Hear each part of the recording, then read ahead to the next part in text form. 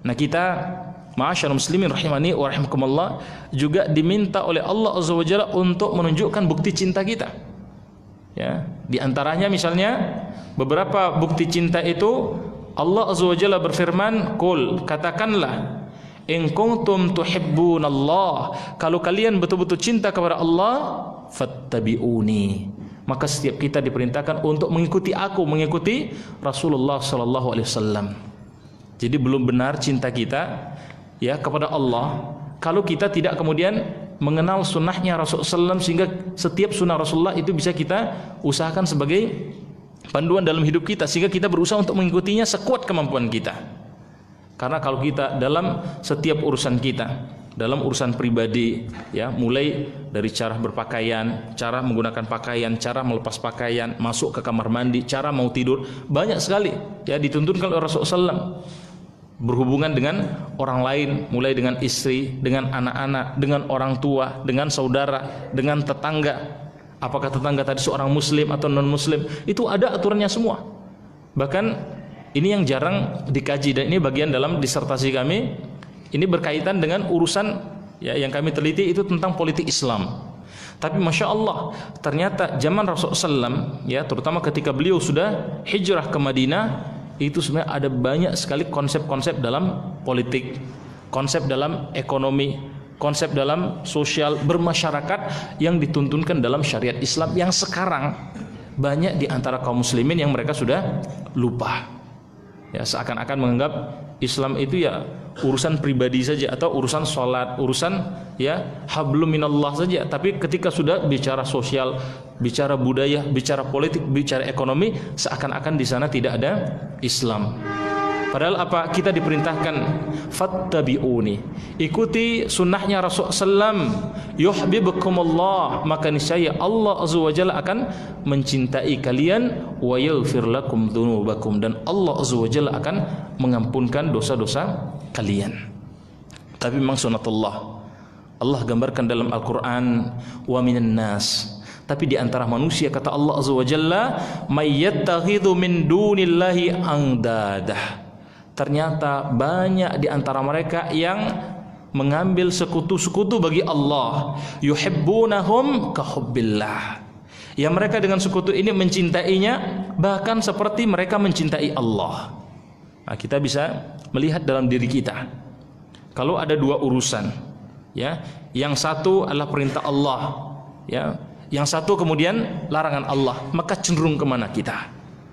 Kalau ada kata para ulama, seorang yang sudah yara al-halal kal haram, melihat suatu perkara yang halal, yang justru merupakan tuntunan Rasulullah SAW, seperti perkara yang haram, atau sebaliknya, yara al-haram kal halal, atau dia melihat sesuatu yang jelas dia adalah haram, tapi seakan-akan sudah halal.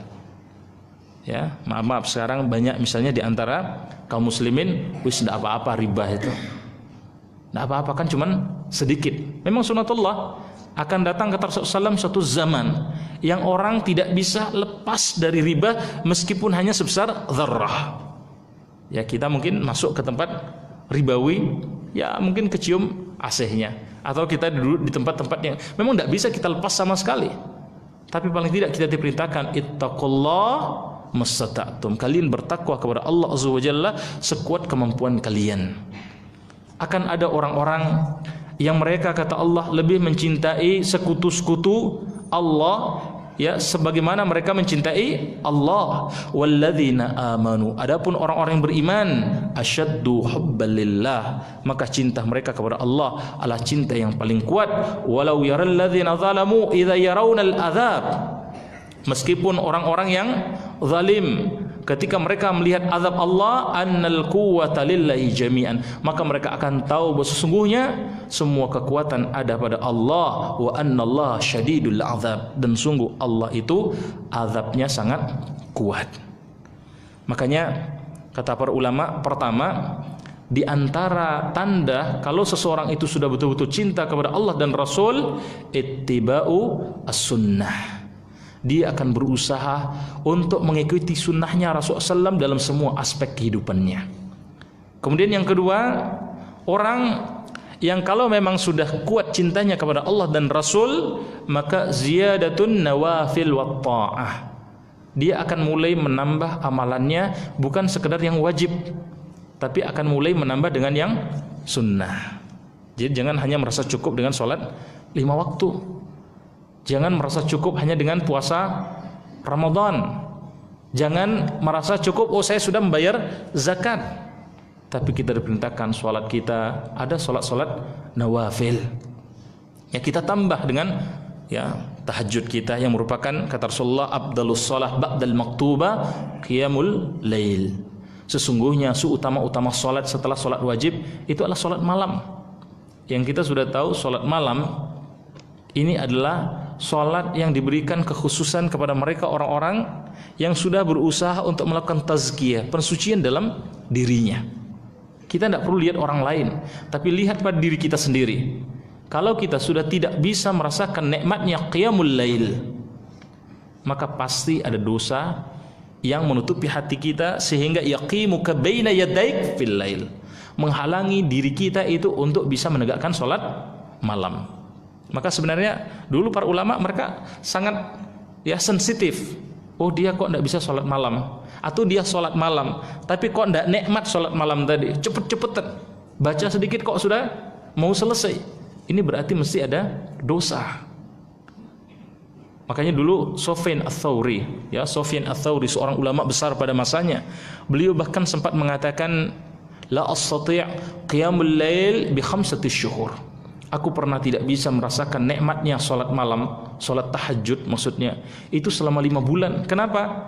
Bidzanbi dzanabtuhu, karena ada satu dosa yang aku lakukan. Apa dosanya ulama? Ternyata dikisahkan Sufyan Ats-Tsauri pernah berjalan bersama seorang yang jahil. Ya, seorang yang jahil, orang yang kurang ilmunya. Biasanya orang jahil itu ya dalam pepatah kita dikatakan tong kosong nyaring bunyinya. Biasanya banyak ngomong, tapi omongannya tidak ada isinya. Sehingga ketika berjalan bersama Sufyan Ats-Tsauri, maka Sufyan Ats-Tsauri dalam hatinya, ini hanya dalam hatinya, dia katakan hadzal rajul jahlun murakkab. Ini orang kok jahilnya bertingkat. Tapi kita tahu ya, sesungguhnya inna ba'dadh-dzan ismun, prasangka itu adalah dosa. Dan Allah Azza wa Jalla nanti bukan hanya akan meminta pertanggungjawaban kita hanya dengan apa yang nampak saja, karena kata Allah Azza wa Jalla innas sam'a, pendengaran kalian, wal basar, penglihatan kalian, wal fuad, bahkan apa yang ada dalam hati kalian, prasangka-prasangka kita, kullu ulaika kana anhu mas'ula, semuanya akan dimintai pertanggungjawaban. Jadi bayangkan hanya karena prasangka yang negatif terhadap saudaranya yang memang kelihatan zahirnya seperti itu, Sufyan Ats-Tsauri langsung mengatakan saya kok tidak berasa nikmat sebagaimana biasanya sholat malam saya.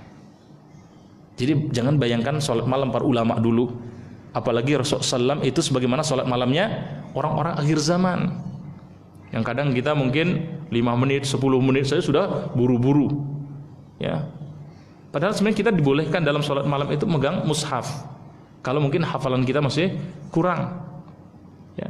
Rasulullah SAW sebagaimana diceritakan ya oleh salah seorang sahabat, kata beliau, pernah aku melihat Rasulullah SAW sedang sholat malam ya, Hudzaifah ibnu Yaman.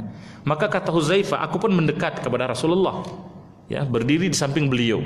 Ini juga sunnah sebenarnya, sholat malam berjamaah itu boleh ya, misalnya mungkin suami dengan istri itu tidak ada masalah ya, untuk mendekatkan hati satu dengan yang lainnya, karena memang hati ini fa'allafa baina qulubukum ya, hati kalian itu bisa melekat satu dengan yang lain kalau frekuensi keimanan tadi sama. Dalam keluarga juga harus dibangun yang seperti itu. Suaminya jaga sholat malam, istrinya jarang sholat malam, ini pasti nanti ada masalah-masalah kecil saja itu bisa kelihatan besar.